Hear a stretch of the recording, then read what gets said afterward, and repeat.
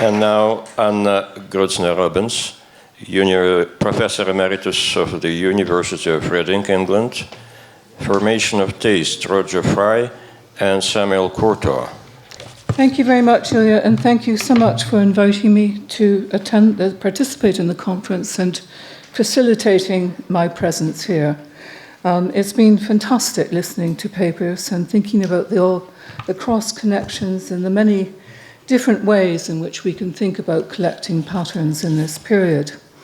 Well, today I'm talking about Sэмüэль Courtauld, the rich industrialist of Huguenot descent, who turned his family textile firm into a multinational company that grew rich on the manufacture of rayon. So suddenly he had a great deal of money to spend, and he spent quite a lot of it on art.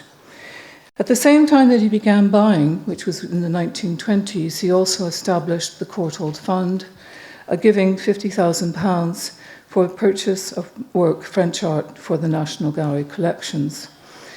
The National Gallery collection at that time was housed in Tate, but it now is in the National Gallery proper in London. Well, no one could deny that Courtauld was an astute collector who bought what are regarded to be iconic examples of French art. Sorry, I should have checked too.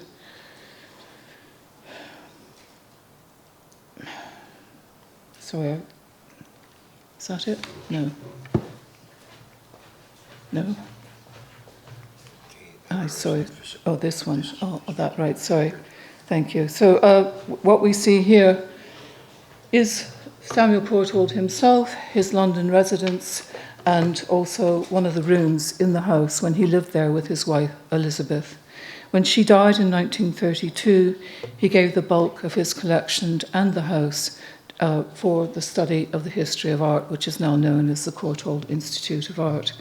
And I think, in fact, it says a great deal about him as a collector that he was so generous initially to the National Gallery, but also to the idea that one should, in fact, establish an institute for the study of history of art. It took until the 1960s for them to take the teaching of this collection seriously, but that's another story. I'm not looking at the entire collection today. It's been the subject of two exhibitions, the first being organised by Anne Robbins at the National Gallery, which brought pictures from the Courtauld Fund and the Courtauld collection together, which was absolutely fascinating to see, and also too at the Fondation Vuitton earlier this year. Certainly, Courtauld bought Impressionist pictures, and I could have looked at him as a collector of Impressionist painting. He acquired some prime pictures. One thing which is absolutely fascinating, I think, is the way in which he thinks about the pedigree of these pictures.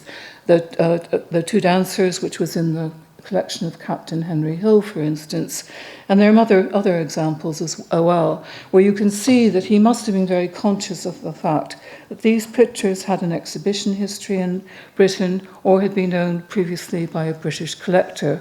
And that seems to inform many of the purchases he's made.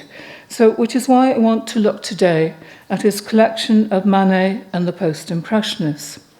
I'm taking my terminology from the title of the exhibition of over 250 works of art held in London in the autumn of 1910. And the exhibition was organised by Roger Fry. He borrowed extensively from French dealers and some private collectors for the exhibition, and it showcased major works of art by Cezanne, Gauguin, and Van Gogh. And this gives you a breakdown of the number of paintings by these artists in the exhibition. They certainly weren't the only artists in the exhibition by any means, but they received a major share of the press coverage. And that, I think, is extremely important to what I'm trying to argue today. Seurat was poorly represented in this exhibition, but he was soon added to what we now know as the Post-Impressionist canon, and two of Seurat's figure pictures were acquired with Courtauld money in the 1920s, two of the seven figure pictures. So London did very well out of Seurat in the end. Courtauld was 34, and therefore relatively young, when he visited Manet and the Post-Impressionists. and also to the second Post-Impressionist exhibition, which was held in 1912. He claimed to have disliked both of them, but nevertheless, I think it's very clear that the Post-Impressionist canon, particularly in the first exhibition, had a formative effect on what he bought in the 1920s. Whereas on the other hand, the rich stores of pictures by Matisse, this is one of my favourite paintings, but it makes me feel so sad because none of the Brits bought these pictures except for the Red Studio, which was acquired subsequently, or the Picassos for that matter, and there were a huge range of Picasso pictures offered for sale, and at that time at relatively little money. These pictures simply did not sell, and so Courtauld wasn't the only British collector to overlook them, or even when thinking back, think that he might acquire works. He did in fact buy one Picasso for his wife, Elizabeth, the child with the dove, which was given to a friend at her death and was subsequently sold by the family very recently. Well, Courtauld thought of the term post-impressionism on the spur of the moment. We're always told in the recollections of the exhibition that it was quite literally as they were putting the catalogue together, but very recently I found advertisements for the exhibition which were published about 6 weeks beforehand, which used that term in the advertisement itself, and also to highlight Cezanne, Van Gogh and Gauguin as the three major artists in the exhibition. So even at that time, Fry is seeing these artists as being the artists who are most important to what he is trying to achieve. I mention this point because post-impressionism as a term entered the language of art with such rapidity and acquired a global significance so quickly that few have considered its origins. But after the collector Jerome K. Eddy entitled his book Cubists and Post-Impressionists in 1915, it became a recognized term within the canon, where Cezanne, Gauguin, Van Gogh, and Seurat were recognized as the pillars of the Post-Impressionist movement. And it was interesting to see the image which Kimberly showed us of the installation at the Museum of Modern Art in 1921, so it certainly replicates that canon, without question, in a sense. And there's a great deal of work to be done on the ways in which borrowed from Fry's ideas. Well, it's not the moment to debate the validity of the term post-impressionism, nor its categories. By the 1920s, when Courtauld started to collect the post-impressionist giants, Cezanne, Van Gogh, Gauguin and Seurat, were we seen to be a natural group, not one whose pedigree could be traced to a 1910 commercial exhibition. Interestingly, and it's both publications which I mentioned previously on the Courtauld collection refer to him as a collector of Impressionism. But this is not the case. He did collect Impressionist paintings, but he also collected post-Impressionist pictures. And for the purposes of this paper, post-Impressionism, with all its historical ramifications at the point of origin, best describes the aspect of Courtauld's collecting that I am looking at today. Now, I want to take you to the exhibition itself.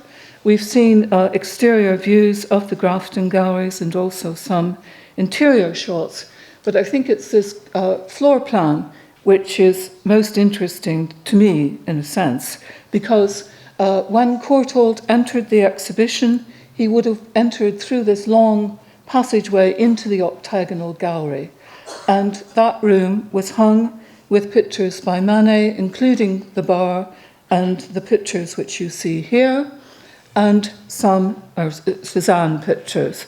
So this is what would have hit him, first of all, in this exhibition, which he didn't like. But, of course, he went on to buy the bar in the 1920s. And it's interesting because although the Manet, the bar picture, was reproduced in the British press more than once, it received virtually no attention, even by Fry. So there's not a body of writing that emerges about this picture at that time. And I would like to know when, in fact, the first serious writing did take place. But Courtauld certainly did not forget the picture. And 16 years later, with the help of the dealer Percy Moore Turner, he acquired it. Now, of course, it's always seen to be Manet's last big picture, and its iconic status is not disputed. Generations of art historians have made their reputations writing about it. Is this because it was in an academic institution? I don't know, actually. It would be very interesting to track this and create some kind of a narrative around this picture, which was to do with its exhibition history and historiography. It was very interesting to learn that, in fact, it ended up in Denmark during the war, as we were told yesterday. I don't want to suggest that Courtauld was not fantastic, because he was a collector who had great enthusiasm, and he had this belief that the art lover should rely on his initial spontaneous reaction to a picture. So it's easy to imagine that after his first sighting in 1910, the bar must have fixed itself in his imagination. He certainly deserves credit for recognizing its greatness, and he also was willing to pay what was by then the large sum of £22,000. When he entered the next room, the large gallery, he would have seen a huge display of Gauguin, including the pictures which you see here, and in particular the Spirit of the Dead Watches, which again is a picture which stayed with him. Like all of Gauguin's images of people from the South Seas, these pictures were the subject of racist abuse in 1910. But the educationalist Sir Michael Sadleir is someone who was I'm only going to mention him briefly today, but was far more enlightened collector in a sense, someone who kind of took greater risks than Courtauld, certainly. Sadleir served on the committee for the administration of the Courtauld Fund, but in 1911 he acquired the Spirit of the Dead Watches and 3 other Gauguin pictures, 3 of which are commemorated here in this picture by Spencer Gore when Sadleir exhibited them at the Stafford Gallery in 1911. He commissioned Gore to paint this picture to celebrate his acquisitions, and Sadleir also bought a self-portrait in the same year. Sadleir was one of those collectors who didn't stay still. He was constantly buying and selling. I should also add that he bought Kandinsky pictures in the same year, and Sadleir's son translated Concerning the Spiritual of Art into English in 1913. So he was right at the kind of center of a particular moment in a way that Courtauld wasn't ready to be at that time. But he did like to sell his pictures. He sometimes had to sell his pictures, and when the Spirit of the Dead Watches was put up for sale in the 1920s, Courtauld did want to buy it. I wonder, actually, if he knew the long essay which the artist Walter Sickert published at the time of Manet and the Post-Impressionists, campaigning for this picture, saying that it needed to be bought for the National Gallery. He may have read that. He certainly was interested in Sickert. But instead, he made do, and I say that with parenthesis, with Nevermore, which was bought from the Manchester collector Herbert Coleman. I don't think I need to point out the connection between these 2 pictures. One echoes the other, and this is again very symptomatic of the way in which Courtauld seems to buy. He thinks about something, and if he can't get it, he finds a substitute. Well, Van Gogh, as I said, also featured very strongly in the second room of the exhibition, including the version of the sunflowers, which is now in the National Gallery collection. I think I've managed to sort that one out once and for all, but I won't bore you with it. And one of the things which I found absolutely fascinating was an unpublished reminiscence by the exhibition secretary, Desmond McCarthy, who talked about the huge anger and outrage which was expressed in 1910, and indeed it was. And McCarthy used to take people, the disbelievers as it were, into this room and show them the sunflowers because he said it was the best way to convert the unconverted. I often wonder whether Courtauld may have been one of those whom McCarthy tried to persuade to change his mind about the exhibition. One of the pictures which was most abused was the Postman Moulin picture, which you see on the, at the top, which is now on the Barnes collection. It incited really distasteful critical abuse. Some of the most unpleasant critical abuse was directed towards Van Gogh, and the Postman was described as the visualized ravings of an adult maniac. 13 years later, another version of the Postman, now in the Museum of Modern Art in New York, was purchased through the Courtauld Fund. 2 weeks later, Courtauld asked to have it returned in exchange for the sunflowers. So, you know, there must have been a memory of the way in which this picture was received in 1910, and he lost his nerve and decided that he couldn't have that picture, even though it wasn't a picture for his own private collection. It was intended to go to the national collection, but he did veto its purchase in the end. I think I'm right in saying that, Anne. And then there's one other point I want to make about his purchase of Courtauld, or two other points rather, his purchase of Van Gogh pictures, which is that when you look at the critical reaction to the Van Gogh pictures in the exhibition as a whole, even those critics who were most hostile and most abusive calmed down when they looked at landscapes such as the one on the left. And I think it possibly explains why Courtauld wanted to buy this picture on the right, because these are pictures which were much easier on the eye, which didn't have those associations in the critic's mind, and basically were seen as, or used rather, as a kind of salve, used by critics who were hurling abuse at the pictures that they did not understand, as a way of kind of calming down their audience. But what emerges from the exhibition was that Van Gogh was typecast as a lunatic who cut off his ear, and this was a foundation myth that was fueled by a 1910 article, in fact, in the Burlington magazine, which was published just before the exhibition opened. And it was illustrated by this self-portrait, which Courtauld again bought. It can't be a coincidence again that he bought it for his own collection, and one can imagine he might have come across it in the Burlington magazine. My third example is Cezanne. Well, as you probably know, Fry was the great proselytizer for Cezanne. He introduced him in Britain as the father of modern art. And it's no coincidence that there were a large number of Cezanne pictures in both post-impressionist exhibitions.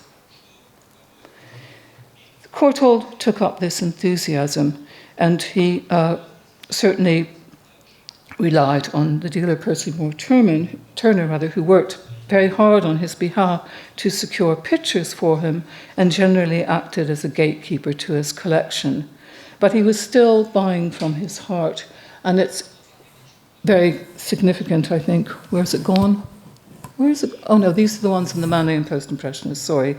That the very first picture that Courtauld bought was this absolutely fantastic still life with Cupid, which is one of the best Cezanne still lifes, I think. It's absolutely fantastic, so amazing. So, but this is Courtauld buying Cezanne before his first documented meeting with Fry took place, which was in May 1925. He knew Fry's writings before then, and his testimony to Fry at the time of his death reveals how much he learned from Fry, first through his exhibitions, but also his writing, and finally from the man himself. He certainly shared Fry's great admiration for Cezanne, and as we can see, made a collection of significant pictures. He also bought a large number of watercolours, and it's not without coincidence that when Matisse agreed to send the pictures which you saw in the Matisse room, the picture of the Matisse room that I showed you, went to New York to be exhibited in the Armory exhibition, that Fry replaced those pictures with Cezanne watercolours. I don't think that, again, this is a coincidence that Courtauld, again, would have seen those watercolours and certainly develops a great enthusiasm. But in this sense, Courtauld is very different in terms of what he buys for himself and what is bought with the Courtauld Fund. The museum world is still dragging its feet when it came to Cezanne, and this self-portrait was its only purchase for the national collection. Well, I mentioned that Fry was a great influence on Courtauld, and he continued to campaign about Cezanne throughout his life. But I think also, too, that these two caricatures, both by artists who were part of his closely affiliated network that basically abandoned him in 1910 when he became an enthusiast for Post-Impressionism, are proof of the fact that Fry did not have an easy time. I mean, it's rather extraordinary to see these bunch of glumps, including Sickert, Philip Wilson Steer, all sitting, smarting as Fry tries to persuade them about... Speak to the microphone. Sorry. Fry tries to persuade them about their unknowing God. And also, too, Sickert, who was essentially more sympathetic, could not resist doing this caricature of Fry in the etching of Vision, Volumes in Recession, which, of course, is a reference to Fry's aesthetic theory. There's very little sympathy for Cezanne within the London art world or the wider public, and the one exception, as we saw yesterday, was the Davis sisters, who lived together in the Welsh countryside. You can still visit the house that they lived in. It's miles from anywhere, surrounded by their pictures. And this is one of the pictures which they bought, which in fact persuaded Courtauld to take Cezanne seriously. He saw it in 1922 in an exhibition in London of French art. He was converted by this picture. Well, the importance of Courtauld's legacy for the national collection and the study of art, as I said, he left both 20 Portman Square and his personal collection for the teaching of art history, cannot be underestimated. But he was by no means just a rich man who bought pictures to increase his status. I wonder, actually, whether Fry had Courtauld in mind when he wrote his 1926 essay on art and commerce. He defined 4 distinct groups of collectors in that essay. Courtauld, unlike Sadler, did not belong to Fry's highest category, who instinctively recognized quality art. I think he belonged instead to a second rarefied cultured group who would only buy a work of art once it acquired a pedigree. And Fry, I think, is very conscious of this, because again in 1926, the Courtauld Fund pictures were exhibited, and Fry wrote about the collection. He had, by that time, seen a tenfold increase in the price of a Cezanne picture alone, when the only Cezanne, which was bought in 1910, was bought by the museum in Helsinki, which paid £800 for it. Courtauld was spending 8,000 plus in the 1920s. And I cannot help but think that Fry was writing with some irony when he wrote, "When one considers how late in the day Mr. Courtauld was able to come to the rescue of our national collection in the hope of filling a gap which ought never to have existed, one cannot deny that the money has been well spent." I want to emphasize again that Courtauld placed a premium on the value of looking, and he chose well. And I could conclude by citing examples of the way in which close linking informed more than one Courtauld-trained scholar, particularly the Cezanne scholars such as Paul Smith. But instead, I want to cite a passage from Virginia Woolf's To the Lighthouse.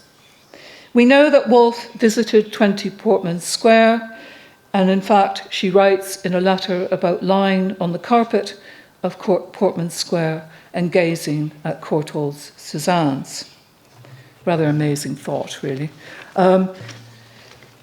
And I have no proof of this, but reading this passage in To the Lighthouse, which was published a year after Courtauld bought this picture, I cannot help but think that Woolf was writing about this picture. In the novel, she is describing a picture painted by Lily Briscoe, who is largely based on her sister, Vanessa Bell, the painter, who probably painted the picture of the Matisse room at the second Post-Impressionist exhibition. But she imagines her painting this picture, and I'll read it out. There was something she remembered in, Messina T, in the relations of those fine lines cutting across, slicing down, and in the mass of the hedge with its green cave of blues and browns, the brush descended. It flickered brown over the white canvas. It left a running mark. A second time she did it, a third time, and so she attained a dancing rhythmical movement. There are many different ways in which collections can reach people and affect them, and I think Virginia Woolf was very strongly affected by this particular picture. So thank you very much. I think I'm under time, but that's probably a good thing. Thank you. Thank you, Anna. Thank you, Anna.